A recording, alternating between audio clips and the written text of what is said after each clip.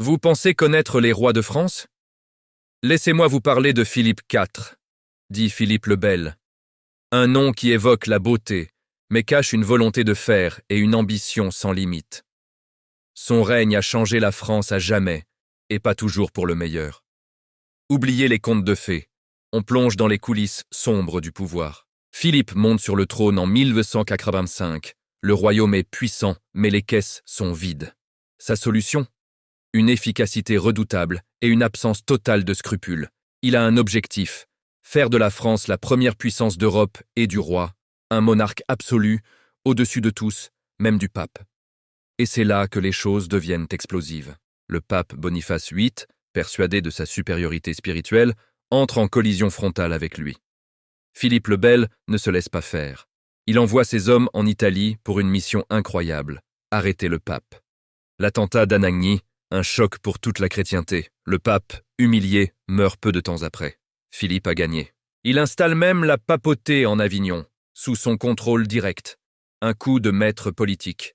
Mais il n'a pas fini. Son regard se tourne vers une organisation immensément riche et puissante. L'ordre du Temple. Les Templiers, ces moines soldats héroïques des croisades, sont devenus des banquiers internationaux. Trop riches, trop indépendants, Philippe a besoin de leur argent et veut briser leur pouvoir. Le vendredi 13 octobre 1307, un coup de filet spectaculaire est lancé. Tous les Templiers de France sont arrêtés sur ordre du roi. L'accusation? Hérésie, blasphème, idolâtrie. Des aveux sont arrachés sous la torture la plus atroce. Le procès est une parodie de justice, menée par l'Inquisition à la solde du roi. Le grand maître, Jacques de Molay, et ses compagnons finiront sur le bûcher à Paris. La légende raconte qu'avant de mourir, il aurait maudit Philippe le Bel et le pape Clément V sur 13 générations. Coïncidence ou non, le pape meurt un mois plus tard, et Philippe le Bel quelques mois après, d'un mystérieux accident de chasse. Ses 3 fils régneront tour à tour, mais mourront sans héritier mâle, mettant fin à la dynastie des Capétiens directs. La malédiction des rois maudits était née. Philippe le Bel, ce roi de fer, a modernisé l'État français, créé des institutions qui existent encore aujourd'hui.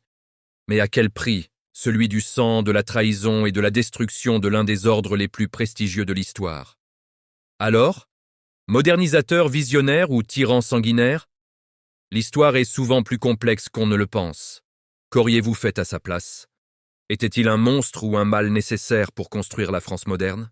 Dites-moi ce que vous en pensez dans les commentaires, j'ai hâte de lire vos avis.